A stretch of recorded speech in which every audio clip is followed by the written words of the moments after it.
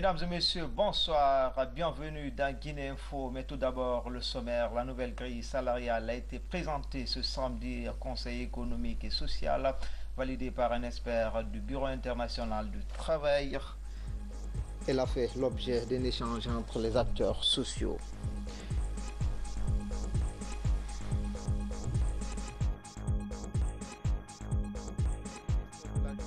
Rencontrer les militaires du cas de la dite préfecture. La lumière sera faite sur les événements qui ont secoué cette préfecture ces derniers temps, affirme le garde des Sceaux. Enfin, Mamadou Korkaba est le premier de la République en sciences mathématiques, un honneur pour ce jeune orphelin, mais aussi pour tous ceux qui ont participé à sa réussite. Voilà pour le sommaire. Encore une fois, bonsoir à toutes et à tous. On commence avec l'électrification continentale. L'objectif est de couvrir tout le continent. Le président, professeur Alpha Condé, coordonne ce projet. Il s'engage à atteindre les 100%. Cette vaste ambition pourrait coûter 5 milliards de dollars. Un reportage réalisé par nos confrères de Africa 24. Le projet est ambitieux et vise à doter l'Afrique d'une couverture totale en électricité. Coordonné par le chef de l'État guinéen, le professeur Alpha Condé, l'Agence africaine pour l'électrification devrait permettre au continent de passer d'un taux d'accès à l'électricité de 25% à 100% à l'horizon 2025. Nous n'allons pas seulement aux énergies renouvelables. Nous avons dit à Kigali, énergie mixte, c'est-à-dire si l'argent que nous donne l'Europe, ça sera pour financer l'énergie renouvelable. Mais pour qu'on aille vite, nous allons aussi employer l'énergie mixte, c'est-à-dire des pays financeront eux-mêmes l'énergie, soit avec le gaz, soit avec le charbon, mais à condition que ce soit d'énergie le moins polluant. Donc nous allons développer, marcher sur nos deux pieds, l'énergie renouvelable, mais aussi l'énergie mixte. Et progressivement, l'énergie mixte va être remplacée par l'énergie renouvelable progressivement. Mais dans un premier temps, pour qu'on aille vite, il faut aussi qu'on utilise d'autres énergies. Près de 600 millions d'Africains vivent sans un accès direct en électricité. La mise en œuvre de ce plan énergétique pourrait donc offrir une meilleure qualité de vie aux populations et conduire le continent vers un développement économique sans précédent. Mais selon des experts, la réussite de ce projet nécessite d'importants moyens financiers. Il faudrait environ 5 milliards de dollars par an pendant 10 ans.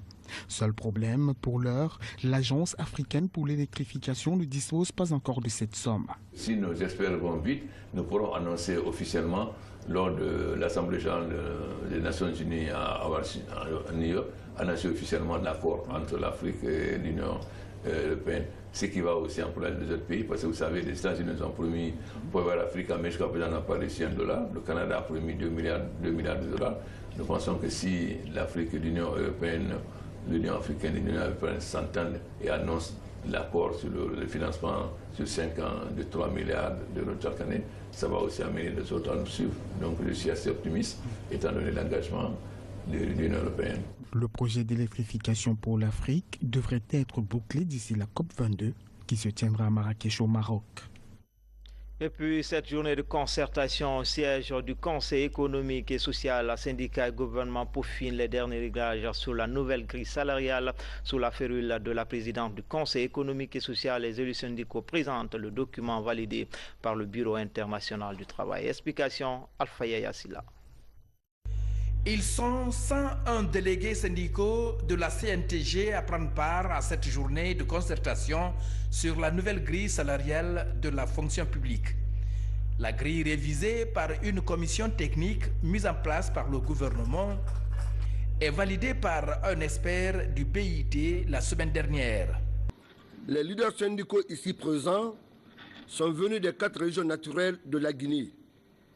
Ils représentent donc les travailleurs de tous les secteurs d'activité, y compris les travailleurs de l'économie informelle et les jeunes à la recherche du premier emploi.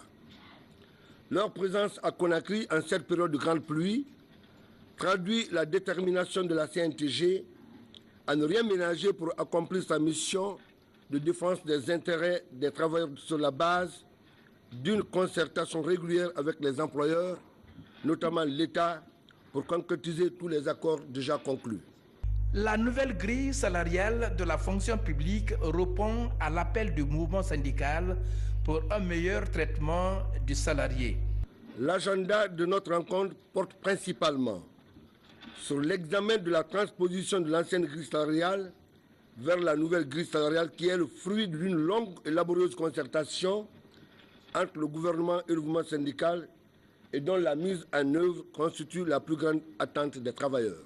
Nous vivons aujourd'hui en Guinée des instants assez spécifiques, assez sensibles, puisque vous avez, comme nous, contribué à la lutte contre Ebola, vous en savez les effets, et il y a beaucoup aujourd'hui de situations tendues dans beaucoup d'entreprises. Et dans ce contexte, contrairement au travail de la CNTG et de quelques rares centrales syndicales qui ont encore le sens des responsabilités, beaucoup de centrales syndicales font du populisme, vendent des rêves à leurs travailleurs, à leurs adhérents et les mettent aujourd'hui dans des situations très difficiles vis-à-vis du monde du travail. Ce n'est pas votre cas. Je sais que la force avec laquelle vous défendez les intérêts de vos travailleurs est égale à la conviction et au sens des responsabilités que vous mettez pour mettre vos travailleurs devant leurs responsabilités. Je dois vous dire que la grille soit appliquée maintenant ou qu'elle soit appliquée demain, elle a un caractère rétroactif. C'est-à-dire que dès que la grille sera appliquée, on l'appliquera à compter du 1er janvier 2016. Donc peu importe la date d'application, ce qui est clair, c'est que le gouvernement, à travers un décret de M. le Président de la République, va publier et adopter la nouvelle grille salariale. Une fois adoptée, nous passons à la transposition. Ce qui peut prendre un peu de temps, parce que c'est sur la base des diplômes, on a près de 120 000 fonctionnaires aujourd'hui. La deuxième étape des travaux de cette commission de révision porte sur la transposition de la nouvelle grille salariale. Cette démarche prend en compte le niveau des diplômes universitaires des travailleurs. Après une négociation, il faut retourner à la base, informer la base de quoi il s'agit pour empêcher les spéculations, la mauvaise information. La grille salariale en vigueur est vieille de 27 ans. Dans les contreforts du foot, Jalon, plus précisément sous les pieds du Moloura, la justice tente de voir plus clair dans les événements qui ont secoué la préfecture ces derniers temps. Maître Sako échange avec les militaires du camp de Mali. Le garde des Sceaux promet que les présumés responsables seront traduits devant les tribunaux. Reportage à Mali, Tierno Younoussaba, Ousmane Kobele Keita. Après les vandalismes de Mali, le ministre de la Justice rencontre les militaires du camp d'infanterie de la préfecture, parmi lesquels certains présumés commanditaires. L'entretien porte sur la culture de la citoyenneté et sur les mesures envisagées par la justice quant à la poursuite des responsables des événements malheureux survenus le mois de juin dernier. Il fallait absolument expliquer à la population quelle était la position du gouvernement par rapport à ces événements, puisqu'il y a eu beaucoup de contre-vérités qui ont été dites dans notre pays là-dessus. En matière pénale, la responsabilité est individuelle. Donc les militaires qui sont auteurs de ces exactions contraires à la loi, contraires aux règles, subiront donc la sanction de la loi tout simplement. C'est important que la population de Mali sache que ce n'est pas tous les militaires, ne pas mettre la probe sur toute l'armée, aussi dire que les victimes peuvent compter sur la République pour pouvoir leur rendre justice. Suite à l'audition des victimes, les militaires présumés seront aussi entendus par un juge d'instruction sur leur implication dans cet incident. Une mesure qui vise à accélérer le jugement dans ce dossier. Nous allons vers la construction d'un état de droit. Il y a des avancées. Et ce message aussi couronne une longue marche, une longue attente, parce que la première autorité de la justice a rassuré aussi les militaires que tout militaire qui va enfreindre à la loi sera jugé en tant que tel. Au terme de l'instruction, les inculpés seront renvoyés devant le tribunal militaire pour répondre de leurs faits et gestes dans ces événements. La Guinée profonde à l'honneur d'un Guinéen Info avec la fin de la tournée du ministre d'État à la présidence chargé de la défense nationale, Dr Mohamed Diané, vient de boucler une tournée dans les 4 régions militaires du pays à ligne de mire, s'enquérir des conditions de vie de la Grande Muette dans l'arrière-pays. Lui, Auguste Leroy. La Du chef de l'État, le ministre d'État à la présidence, chargé de la défense nationale, vient de passer une semaine dans les 4 régions militaires du pays. En compagnie de la hiérarchie militaire, le docteur Mohamed Djané a visité les casernes et parlé avec nos soldats. Il a aussi fréquenté les salles de conférence et discuté avec la société civile. Nous avons passé les messages de son Excellence, Monsieur le Président de la République, en ce qui concerne d'abord ses salutations et ses encouragements à l'ensemble des forces de défense et de sécurité. Partout où nous sommes passés, nous avons constaté qu'il y a de très bonnes relations entre les forces de défense et de sécurité et les populations. Et nous avons profité de l'occasion aussi pour expliquer aux forces de défense le rôle qu'ils doivent jouer face aux nouvelles menaces, c'est-à-dire le terrorisme, qui demande aujourd'hui une grande vigilance, qui demande vraiment ici l'échange d'informations entre les populations et les forces de défense et de sécurité. Le messager du chef de l'État a rendu visite aux sages et aux notabilités et leur a présenté le respect dû à leur statut. Restitution de la mission de supervision des gardes-côtes américains. Pendant une semaine, ils ont évalué les dispositions prises par l'administration maritime pour le respect des normes du code ISPS de sécurité des navires et des installations portuaires. Fodé Camara, reportage. Cette phase post-Ebola, la Guinée renoue avec des missions de supervision des gardes-côtes américains. Depuis 3 ans, ce partenariat stratégique de l'économie maritime était en veilleuse. Un partenariat nord-sud qui aide la Guinée à se conformer aux exigences du code ISPS de sécurité des navires et des installations portuaires. Une initiative de renforcement de capacité des acteurs impliqués dans la coordination de l'action de l'État en mer. The U.S. Coast Guard was encouraged by the cooperation. On était encouragé par la coopération. Le gouvernement guinéen, nous sommes tous engagés à la sûreté portuaire pour continuer à travailler avec le gouvernement guinéen. Il y a beaucoup d'avantages pour la Guinée.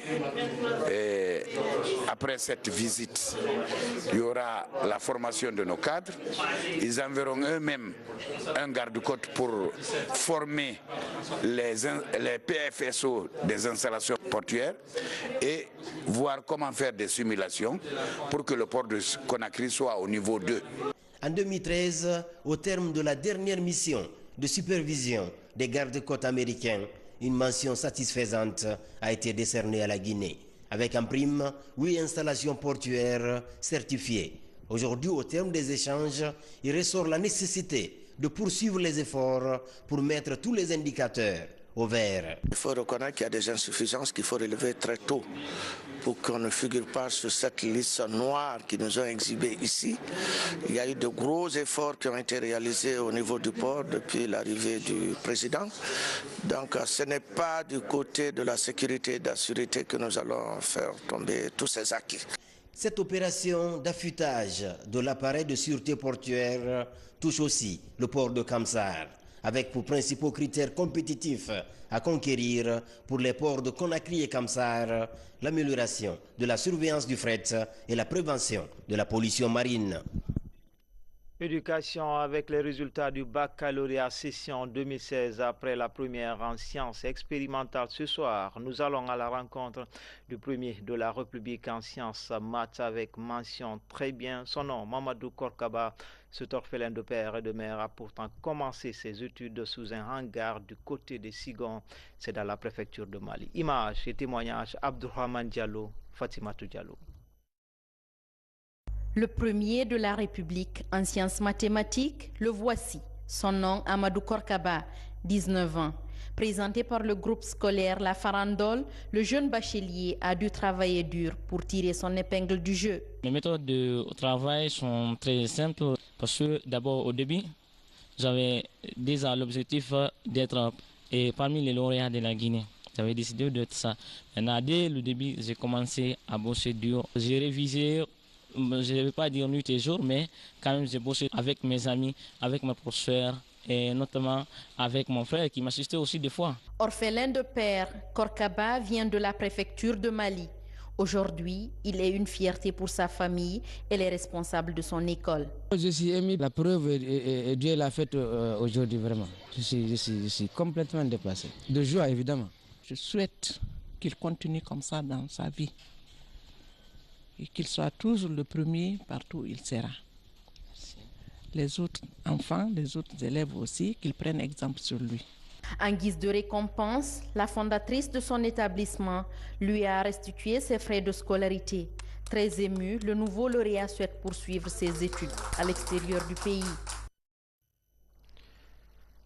Et puis, c'est une première en Guinée. Le pays va bientôt disposer d'une politique nationale de l'eau. C'est un outil juridique de référence pour les acteurs du secteur en vue de gérer les ressources en eau de façon rationnelle et durable. Le point avec Nabi Kamara. Bientôt, la Guinée va disposer de sa politique nationale de l'eau. Le lancement de son étude a fait l'objet d'une rencontre de cadrage qui a mobilisé tous les acteurs du pays impliqués dans le secteur sous l'égide du ministère de l'Énergie et de l'Hydraulique à travers la Direction nationale de l'Hydraulique. La politique nationale de l'eau est le cadre d'orientation stratégique, la gestion des ressources en eau. C'est d'elle que viennent toutes les législations concernant, n'est-ce pas, la gestion des ressources en eau. La Guinée était jusque-là le seul pays de la sous-région ouest africaine qui n'avait pas cette politique nationale. Nous espérons que le document sortira dans 6 mois et que ce document va répondre aux attentes de la Guinée et des autres usagers de l'eau qui sont produits pratiquement en Guinée ici. Parce que toutes les eaux de l'Afrique de l'Ouest partent pratiquement de la Guinée. On est dans l'obligation, la Guinée, d'avoir une politique très claire et nette sur laquelle nous devons travailler, qui doit nous permettre d'harmoniser nos positions à la position de la CEDEAO sur la gestion des ressources en eau. L'élaboration de la politique nationale de l'eau de notre pays sera possible grâce à l'appui de l'UICN et la CEDEAO. Dans le Nabaya, ouverture d'une bourse nationale des produits agricoles à Kankan, c'est une initiative de l'ONG Aguissa avec un soutien financier de la Fondation Rio Tinto. Elle vise à mieux professionnaliser les opérations dans le secteur agricole et établir des relations pérennes basées sur des contrats. RTJ Kankan et la Jafo de Bangali Fofana. Divers produits agricoles, mais aussi beaucoup de plantes médicinales exposées. Nous sommes à la première bourse nationale des produits agricoles dans la ville hospitalière de Kankan-Nabaya.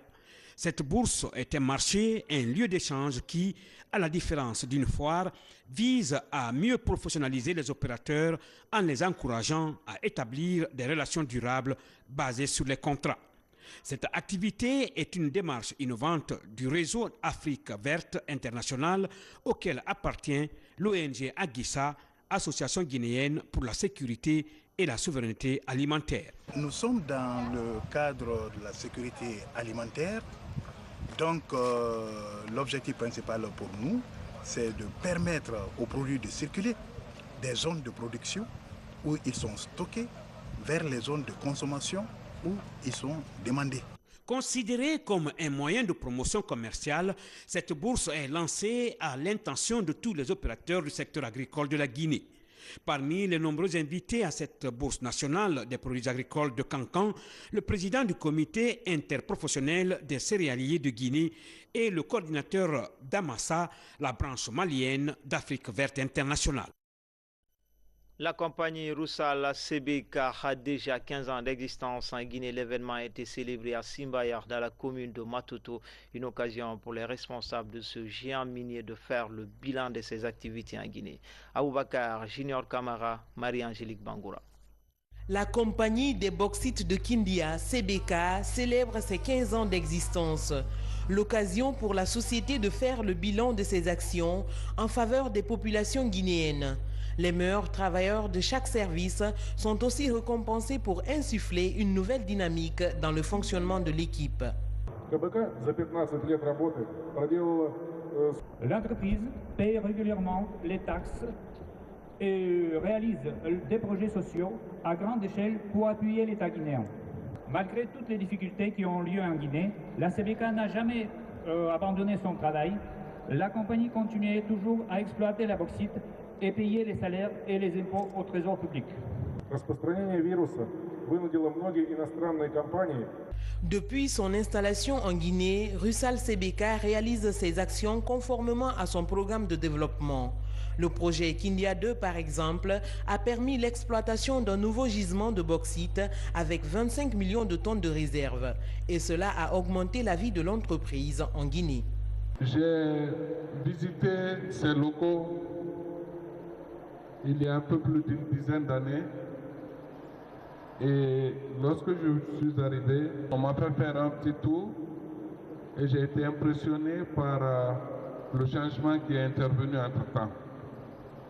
Je pense que les félicitations adressées à M. Blassor et à toute son équipe sont bien méritées.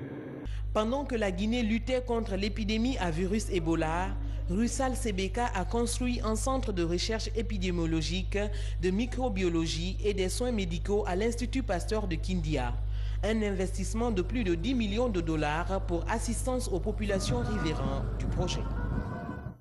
À l'instar des autres pays du monde, la Guinée a célébré la Journée mondiale de la dignité et la traite des humains instituée par les Nations Unies. La célébration de cette journée a pour but de stopper la traite des personnes. En Guinée, l'événement est célébré sous fond de plaidoyer en faveur des personnes victimes de cette pratique. Mamadi Gassama nous signe ce reportage. Après l'adoption de la résolution 1892 le 18 décembre 2013 à l'Assemblée générale des Nations unies, les États membres ont décidé d'instituer la journée du 30 juin comme journée mondiale de la traite des humains.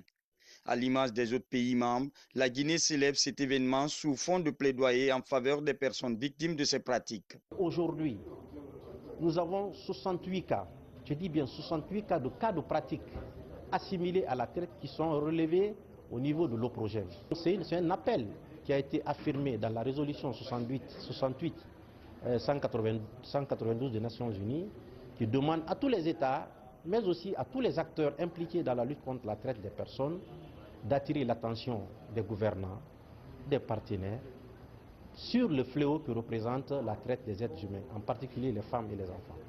Selon les statistiques, 22 millions de personnes sont touchées par cette pratique et les enfants constituent les principales victimes. Nous sommes là pour aider ces enfants, pour parler au nom de ces enfants. Nous sommes la voix des sans-voix de ces enfants. Les uns et les autres peuvent compter sur le soutien et l'appui conséquent de M. le Président de la République, le professeur Alpha Condé, qui fait de la promotion et de la protection des droits des femmes et des enfants un volet essentiel de sa politique nationale dans le domaine social. Pour réguler ce phénomène en Guinée, le gouvernement a mis en place un comité de lutte contre la traite des personnes.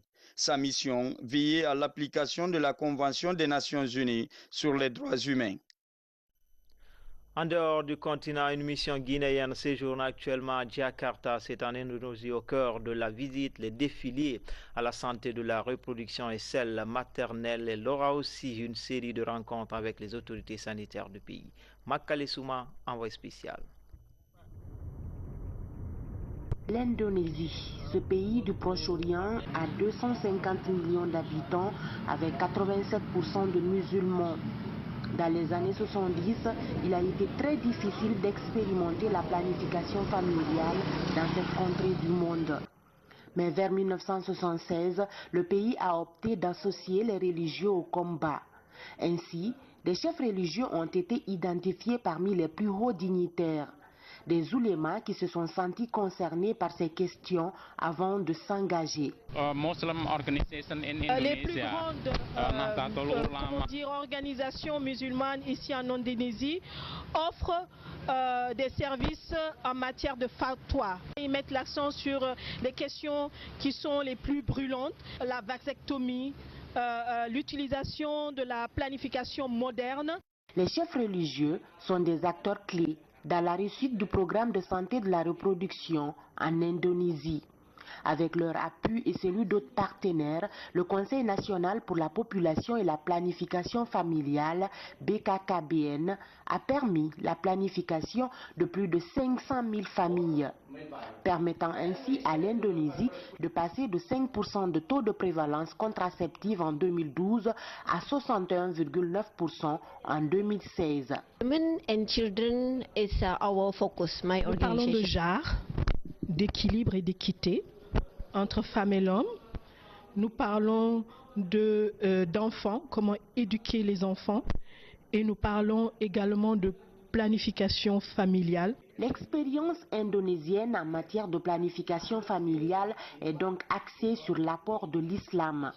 Une expérience aujourd'hui citée en exemple dans plus de 94 pays du monde, dont la Guinée. La population est un problème important dans nos pays et le réseau s'intéresse évidemment à ce sujet-là puisque le réseau a pour objectif d'influencer les lois, les pratiques, les politiques en faveur des populations. En Indonésie, l'expérience planification familiale islam n'est pas vécue que dans la capitale Jakarta. Cette expérience est un acquis sur tout le territoire national, tel qu'à Yogyakarta, une île située à 1 heure de vol de Jakarta, où doit se rendre la délégation guinéenne dans les jours qui suivent.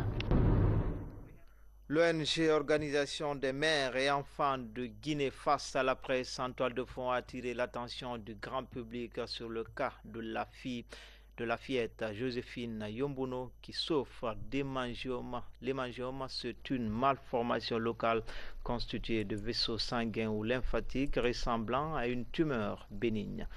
Mikini Moussa Kamara, Marie-Angélique Bangoura. Elle a 8 ans, mais son enfance n'est pas joyeuse. Joséphine Yombuno souffre d'hémangiome depuis 3 ans. La maladie lui a fait amputer sa main gauche. La maladie menace également son bras. La famille de Joséphine n'a plus de ressources pour la sauver.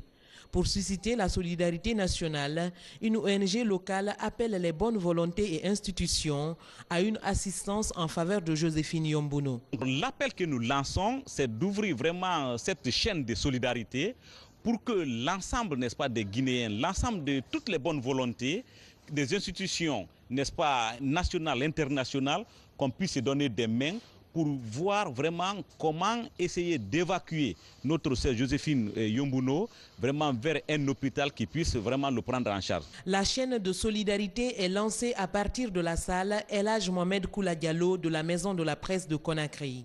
Le député Baïdi Haribo est le premier à se manifester pour sauver Joséphine Yombuno. Au-delà des problèmes liés à nos statuts de politique, à nos statuts de journalistes, à nos statuts d'hommes de culture, on est des êtres humains qui ont un cœur et pour ça, il nous faut vraiment faire en sorte que notre solidarité réagisse par rapport à ces actions pareilles. Fille d'un instituteur à Fria, Joséphine était en 2e année en 2013 lorsqu'une enflure est apparue sur sa main. Depuis, ses études et sa vie sont troublées. La situation va se compliquer à Conakry quand ses parents l'ont conduite à l'hôpital. Aujourd'hui, Joséphine attend à la maison avec l'espoir que la solidarité nationale l'aidera à mobiliser des fonds pour son traitement définitif. SOS donc pour la petite Joséphine Yombuno. Enfin, ce communiqué, la Direction générale de l'électricité de Guinée DG informe sa clientèle des communes de Dixine et Ratoma qu'une perturbation dans l'alimentation du courant électrique s'effectuera le dimanche 31 juillet 2016 de 8h à 16h. Les zones concernées: Bellevue, Dixine, Afia, Kenyan, Tawia, Concasseur, Kipé, Minière, Kakimbo, Kaporo et RTG Koloma. Motif: consignation de la ligne 60 kV de Matoto Kaloum pour entretien du poste 60-20 kV de Hamdallah.